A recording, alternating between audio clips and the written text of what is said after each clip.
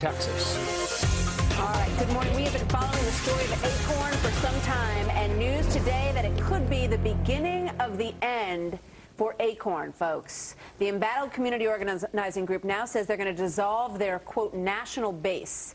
Federal funding for this group has now been pulled as a result of all of the reporting and the videos like this one that surfaced from several branches of ACORN. The workers there were giving advice to a supposed pimp and prostitute, but that was just the beginning, folks. And how to avoid federal tax laws was another thing that they were passing along there.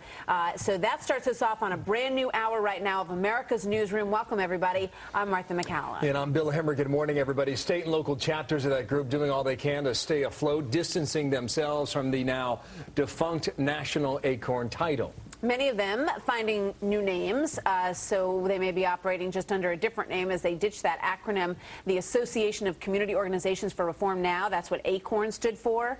Eric Shawn joins us live in New York City. Eric, that raises a pretty important question in all of this. Is it just the ACORN name that's going away, and some of these, in some cases, somewhat nefarious organizations will still exist? Well, that's just the question, Martha. This morning, is ACORN roasted? ACORN has apparently changed its name, dissolving its national structure and reorganizing into local chapters, according to reports. Still, they say, some of the same ACORN officials will be in charge of those local groups. For example, in New York City, reports say the local ACORN office will now be called the New York Communities for Change, and it will no longer be officially associated with the National ACORN Group. The same move, they say, has been made in California as well in Massachusetts, all in an apparent effort to distance their work from ACORN's national troubles. Well, Matthew Vadum of the Capital Research Center has written extensively about ACORN. Keep the money flowing. In order to do that, they figure they need to change the name and change their image, and they're doing that by reincorporating their state chapters under new names. Well, this all comes after the explosive exposés of the embattled activist group, with multiple investigations across the country and efforts in Congress and elsewhere to try and cut ACORN funding. The group, you know, is even under criminal indictment in Nevada for voter registration-related charges. There'll be a trial in Las Vegas in a couple of months there. Yeah. So, Eric, what is ACORN saying about all this today? Well, an ACORN spokesman has been quoted as, Martha, blaming the switch on, quote, a series of vicious right-wing attacks over the past year and a half, and this has made it harder, he says, for ACORN to raise funds and organize and serve its members. Interesting, though, ACORN officials in their reaction, they don't seem to put the blame on the actions of some of their own workers, and they are now seemingly ignoring the controversies over how ACORN has conducted business with various overlapping entities and those two congressional reports that come from California Republican Congressman Darrell Issa. Those reports brand ACORN as a, quote, racketeering enterprise, and Issa even called ACORN a, quote, criminal conspiracy.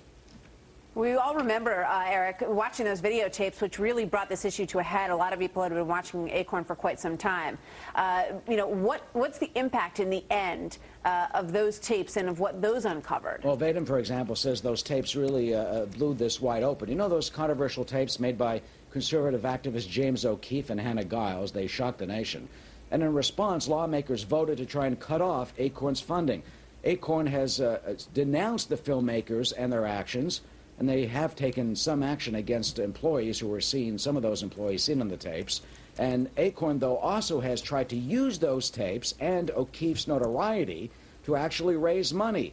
A recent ACORN solicitation that came earlier this month said this. They asked for money, saying, quote, with your help, we can expose the corporate-backed anti-Main Street agenda behind O'Keefe's sleeves and step up the fight for a progressive Main Street agenda.